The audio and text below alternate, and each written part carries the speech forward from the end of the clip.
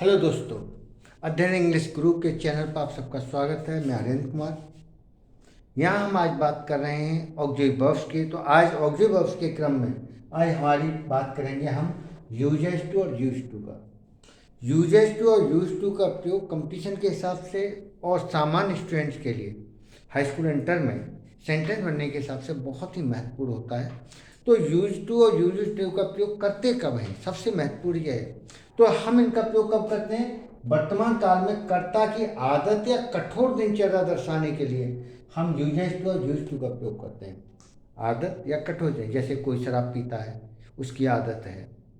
कोई सुबह टहलने जाता है या उसकी दिनचर्या है। कोई रोजाना नियमित रूप से कसरत करता है या स्विमिंग करता है या कोई चीज़ ऐसे काम करता है जो वो नियमित रूप से करता है, वो कठोरता के साथ करता है, यानी वो करेगा ही करेगा।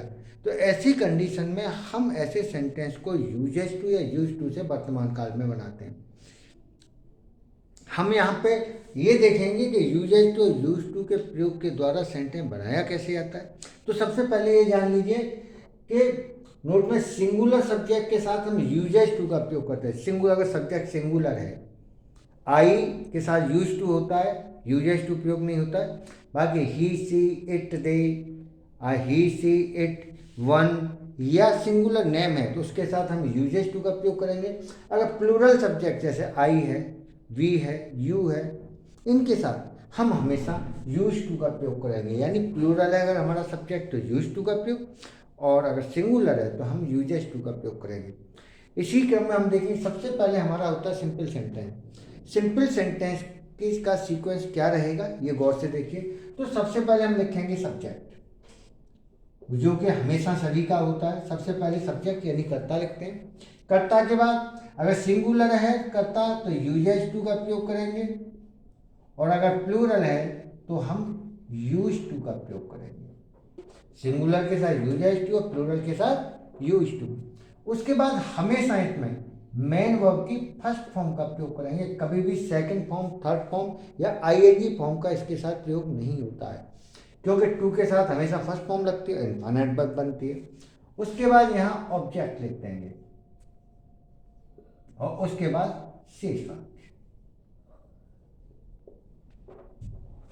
तो ऐसे सेंटेंस जिसमें हम कठोर दिनचर्या आदत को शो करते हैं, ऐसे सेंटेंस को हम यूजेस टू और यूज टू के द्वारा इस सीक्वेंस में सेंटेंस बनाते हैं। अब हम बात करेंगे एग्जाम्पल्स की। तो एग्जाम्पल्स देखें, वह है सुबह सुबह,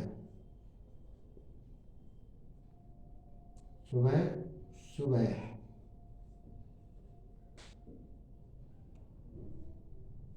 गर्म पानी पीता है।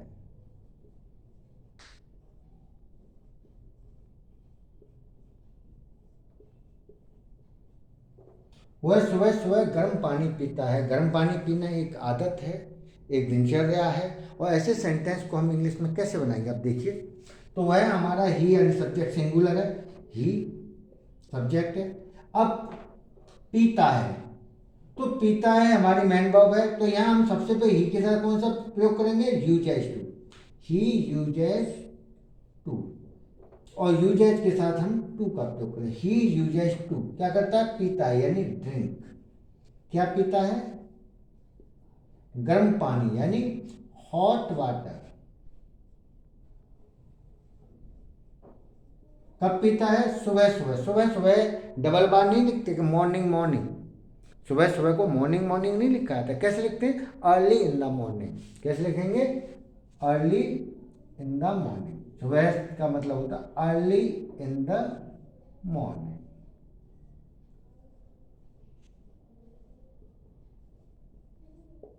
तो he uses to drink hot water early in the morning. और देखिए,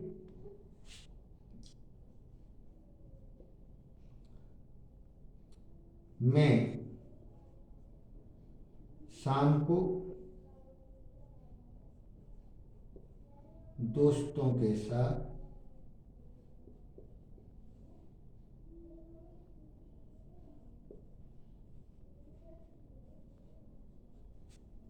फुटबॉल खेलता हूँ। फुटबॉल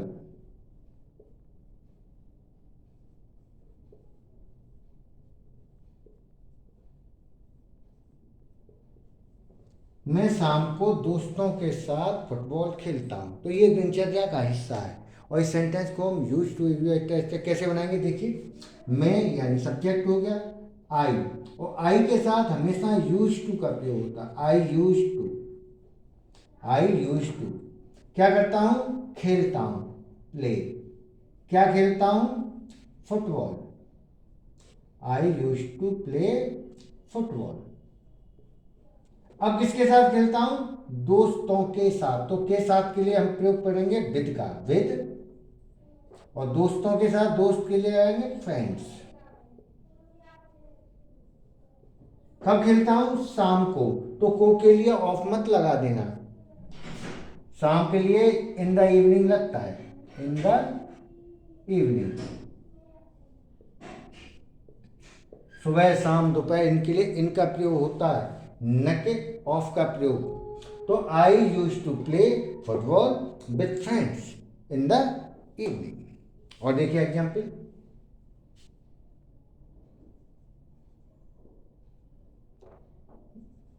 बच्चे सुबह स्कूल पढ़ने जाते हैं। बच्चे सुबह स्कूल पढ़ने जाते हैं। अब यहाँ बच्चों की बात हो रही है, तो बच्चे सुबह स्कूल पढ़ने जाते हैं, ये नियमित कार्य होता है और नियमित दिनचर्या का हिस्सा है। तो ऐसी कंडीशन में बच्चों के लिए क्या लगाएंगे, चिल्ड्रन। चिल्ड्रन क्या करते हैं, चिल्ड्रन के साथ हम क्या क्या प्रयोग करेंगे, यूज टू का, क्योंकि बच्चे प्लूरल है और प्लूरल है चिल्ड्रन, तो इसके लिए यूज टू का प्रयोग करेंगे। अब जाते हैं, जाने का गो, कहाँ जाते हैं, स्कूल, टू स्कूल। अब काय के लिए जाते हैं, पढ़ने, टू रीड। कब जाते हैं, सुबह, इन द मॉर्निंग।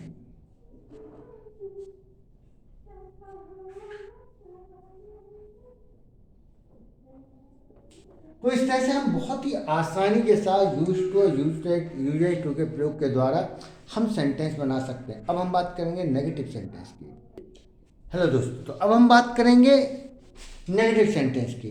तो नेगेटिव सेंटेंस में हमें क्या सीक्वेंस रखते हैं, गौर से देखना है।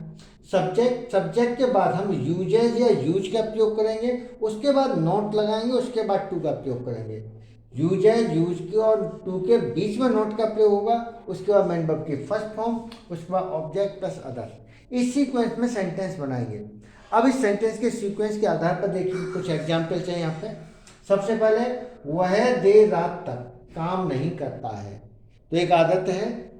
ही यूजेज नॉट टू, तो यूजेज नॉट टू का प्रयोग होगा।